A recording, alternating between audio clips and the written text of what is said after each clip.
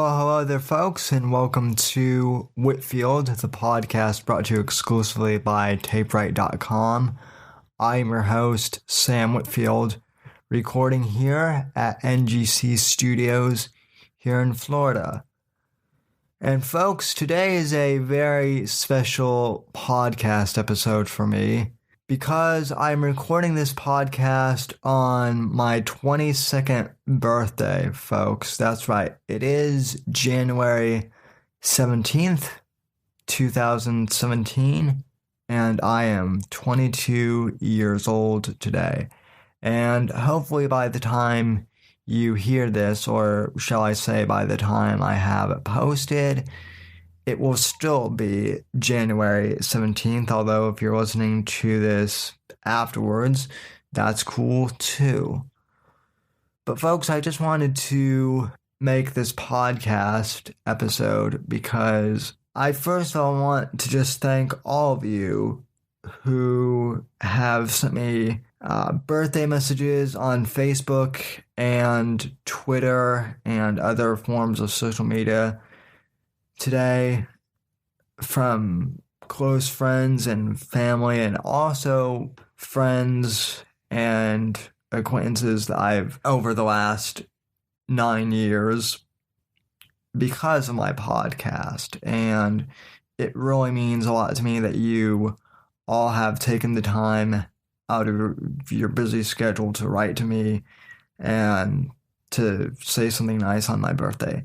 And I realize that it is Facebook mostly, and I realize that people do the happy birthday thing on Facebook a lot. We do it daily almost for someone we know who has a birthday.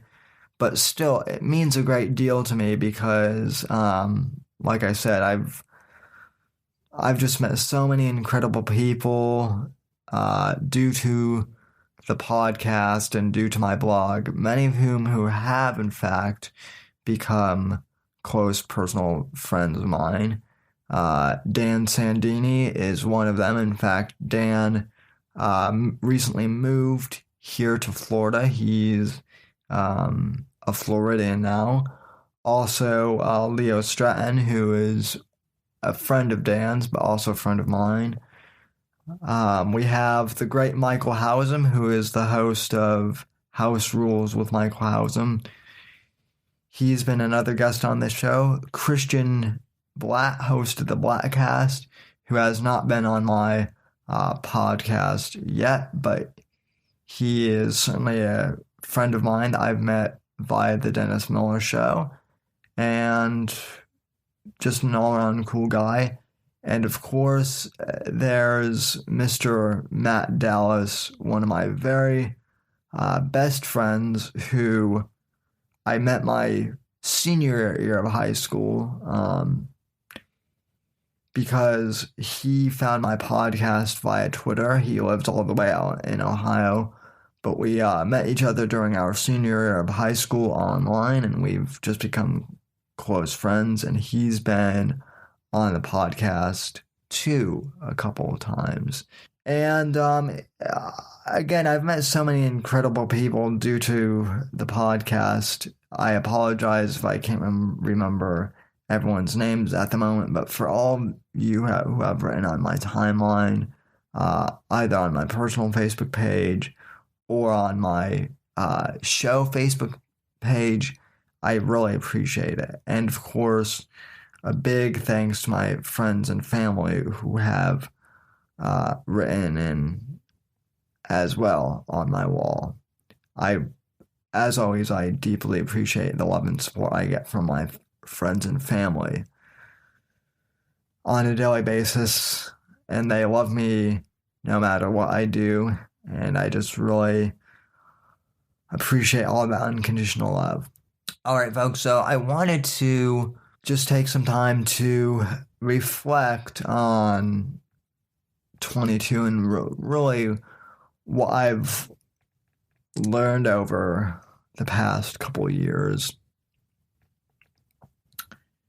Because the last few years, some of them have been better than others, but for the most part, I've had a bit of a struggle over the past 2 or 3 years. First of all, when I graduated high school and moved down here to Florida in 2013, that was a big adjustment for me because I was born and raised in Denver, Colorado, and lived there pretty much my whole entire life until the age of 18 when I moved down here to Florida.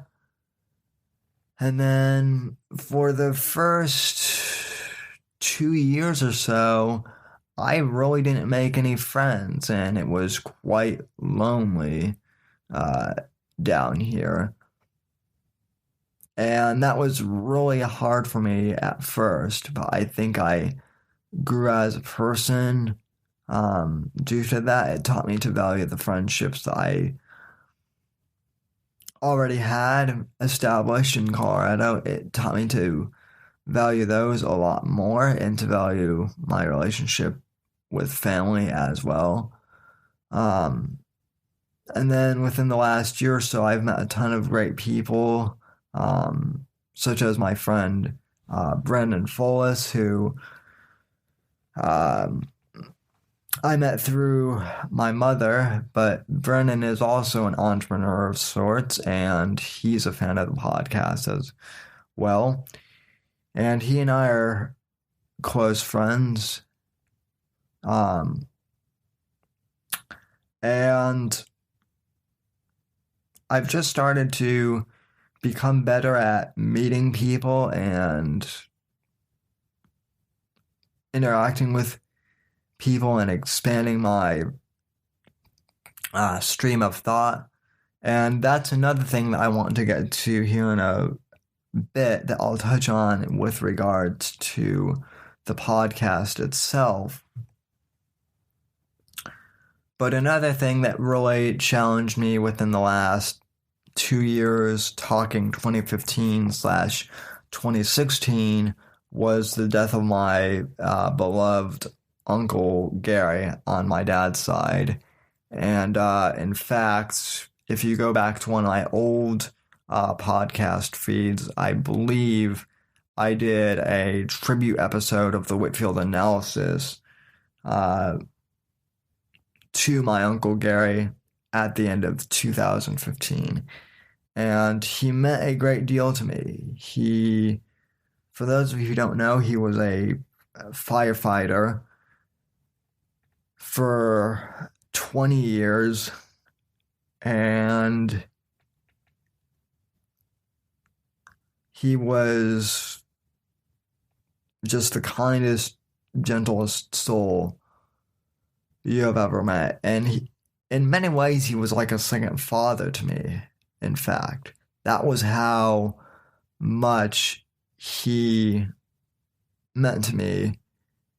And he and I were extremely close. And unfortunately, he had a drinking problem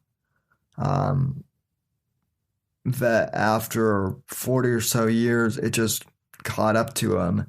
And he passed away at the end of 2015, a week before Christmas, in fact, at age 64, which is always too young to go. And so my family had to deal with that. And this was particularly tough for my dad's side of the family, not only because Gary was gone, but also because my dad also has another brother. I have another uncle, I should say, who passed away in a plane crash back in 1989, back in the Sioux City airline crash. And he was taken in the prime of his life as well. And so my dad and my grandparents have had to bury two sons and two brothers in the case of my dad and my aunt. And So this past year was just really tough for my family. 2016 was, but I learned how to really cope with grief in a way that I never had to do before. And I was able to rebuild some burned bridges. Um, and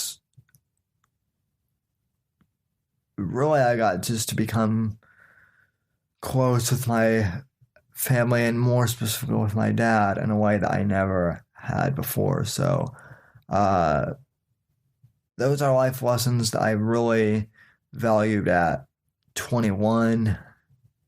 And, not to mention that 21 was a great age also because uh, I finally became eligible to drink in public at age 21, and so that was kind of fun, too, although I must admit that I'm not that heavy of a drinker, but I do like the occasional beer every once in a while, especially the occasional Guinness. So, um, and as I said, I met some great friends last year in 2016, like Brandon as well. So 2016 was a great year for me overall. I felt, and I think 2017 will be a great year for me personally as well. Now, in regards to the podcast, this has been on my mind for a while lately. Where the next evolution of my podcasting career is to go. Folks, when I started podcasting, I was 14 years old, and I originally started my podcast, as many of my listeners know, because when I started out in political commentary, there really was no voice for young conservatives, or there really wasn't even a conservative movement to begin with. And as I've explained in many podcasts before and in different articles and blog posts I've written over the years, it was really amazing to be a part of the quote unquote conservative youth movement of millennials to kind of come up through the ranks in this age of social media as it was just all starting, and to really get to know each other and get to grow and get to be a part of that. And granted, folks, I know that there are groups like Turning Point USA and the College Republicans who, in terms of activism, were really instrumental in really starting the millennial generation of conservatives. But I'd like to think that in terms of media, I had a small role in that too. A small but significant role in basically cementing the millennial generation of conservatives as a legitimate movement. And so now that we're established firmly, now that we've pretty much stated our case, and now that we have actually had a victory, with Donald Trump becoming president, a large percentage of millennials voted for Trump actually, despite what they're saying. It was 60-40 and 60% voted for Hillary, but 40% voted for Trump, and that was actually a large number, larger than they initially projected. So I consider that a win. But with that being said, with our victory being cemented, I really have been thinking as to where I want my podcasting career to go from here. Because, I accomplished my goal pretty much with this podcast, ladies and gentlemen, which was to spread the ideas of conservatism to the millennial generation.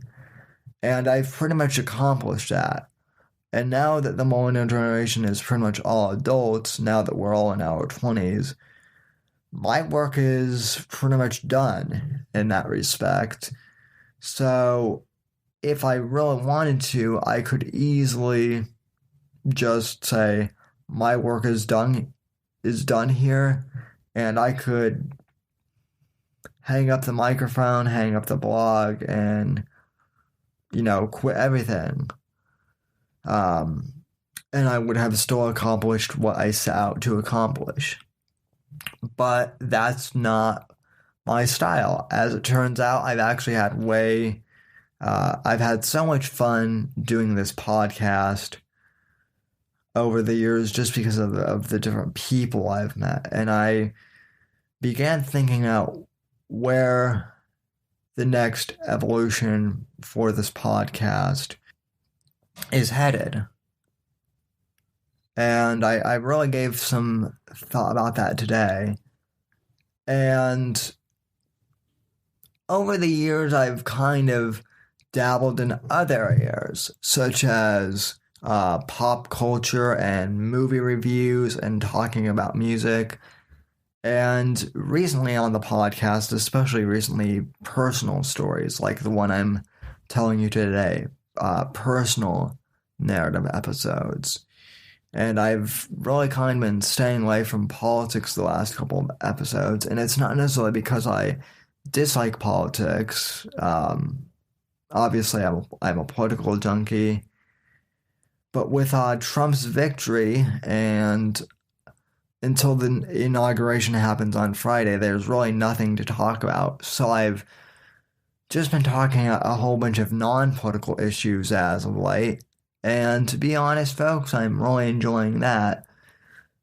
So I think I'm going to expand the format of the podcast indefinitely. It's going to be a lot less politics heavy, and more of a mix of popular culture,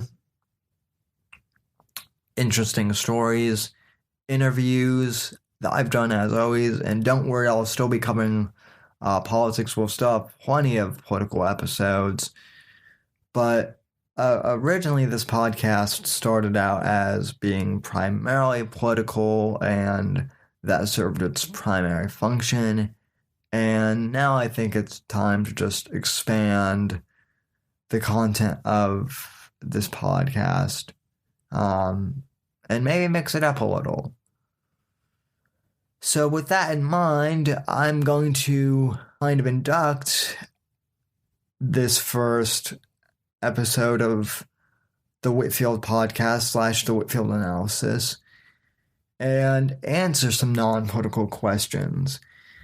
And these are some questions that listeners and fans of mine have asked me for a while. And this is kind of a tell me about yourself episode, and I'm going to kind of explain some fun facts and some trivia that you might not know about me. So here goes. One of the things that a lot of people ask me is why I always tend to dress up in a suit jacket and a sport coat and the fedora, and where my influence in terms of style came from. And really, there are three answers to that question. The first answer is really quite cute looking back on it. When I was 5 years old or so, my dad always used to dress up in really nice suits and whatnot when he was going out on a business trip. And I always thought my dad was so good looking in his suits and whatnot that I wanted to be just like him. So from the time I was in kindergarten, really up until middle school, I'm not kidding you, I was the proverbial kid who would literally wear a suit to school every day, from kindergarten through, 7th grade even. I was just always dressing up, even in my senior of high school. Now, as I got older, my style evolved, and obviously from what some of you have seen of my Instagram pictures and just my picture in general, uh, my style is more dress casual now, or casual dress, or however you want to flip it.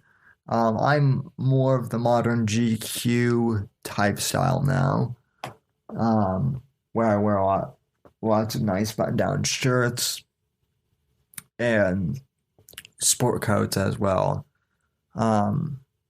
So GQ has also been an influence on me in recent years, and I kind of have my own mishmash hipster style look. And also the television show Mad Men actually had a huge influence on my personal style as well. It ran on AMC for 8 years, and it was about the golden age of advertising in New York City in the 1960s. And all of those ad men were very sharply dressed, especially Don Draper, the main character. And so his kind of look influenced my style as well. And then, most importantly, people have asked me where my love of the fedora hat comes from, and why I wear a fedora. Many people think that I've been ripping off the character of Raymond Reddington from The Blacklist, who's played by James Spader. But in reality, I've been wearing fedoras for far longer than The Blacklist even existed. And really, my influence in terms of the fedora hat came from my love of Frank Sinatra and my love of jazz music. And Frank Sinatra was and still is one of the coolest cats ever in terms of his style and dress. And from the time I was young, I just really loved Frank's sense of style as well as his music. And yeah, there's not much else I can say other than I just love the fedora. So that's that. And that brings me into a nice segue about what my tastes in music are. For those of you who follow me on social media, most of you know that I'm either a big classic rock fan, and I'm a big jazz fan as well. However, to be honest, ladies and gentlemen, I really like all sorts of different music as well. Jazz and rock and roll are my two favorites, but I'm really not picky either. The only type of music I really don't like is new country, or country western as they call it. I like Johnny Cash and some of the old country music, but other than that, I'm not a big fan. Other than that, I'm a big fan of classic rock, grunge, punk rock, especially. I'm not a big fan of pop music either, or what they call pop music. Not a big fan of Katy Perry or Miley Cyrus or any of those kind of pop stars, especially not Justin Bieber. Rap, I like the idea of rap, and I like some of the old school rap, but after a while, you can only talk about robbing cars and banging hoes for so long before it gets old. So I don't mind the medium of rap. I just think that some of the newer rap isn't as good as the old school stuff, much like classic rock. Now, in terms of jazz, I would have to say that that's my favorite genre. And more specifically, I would say that Pat Metheny, the jazz guitarist, is my all-time favorite musician. I've been listening to him since before I even knew what music was as a concept. My dad and my mom have both been huge fans of his. And I'm actually going to go see Pat on February 1st with my dad, who's coming out here to Florida to visit me. And we're going to go see Pat perform in St. Petersburg, Florida. So that should be real cool. And I'll have a review kind of the show in a future podcast. I'm also a big fan of movies and TV shows. My favorite television show of all time, even though I was blanking on the name earlier, is probably Mad Men, just because of the story and writing. It was really good, and it went on for 8 seasons, 4 of which won Emmy for Best Show, 4 seasons in a row, I believe. And it's just really well done. 24 was another favorite of mine, even though that's not on and anymore. And I am excited about the relaunch that they're doing with 24 Legacy. I'm not as excited about it with Kiefer Sutherland, but I'm optimistic. And then the show Homeland is another favorite of mine. Anyway, I think that just about covers it for the kind of brief overview of the Q&A questions that many of you had for me. What is your sense of style? What is your favorite type of music? And what are your favorite shows? And I'm going to be kind of delving into each of these topics more specifically in future episodes, but for this one, I just kind of wanted to start off with a nice sampler, and I hope you all enjoyed this episode of Whitfield, and I'm going to go continue celebrating my birthday. Tonight, I'm actually going to go see a gentleman who plays with Eric Clapton from time to time on the road. He's a gentleman who lives here in Florida, and he plays at one of the local bars here in my area. So that should be cool to see. And I want to thank all of you for listening to this podcast whenever you're listening. And folks, I want to thank you once again for all of the birthday wishes. They mean a lot. And let's make 2017 a great year, shall we? Thank you all so much for listening, and God bless. Have a great day.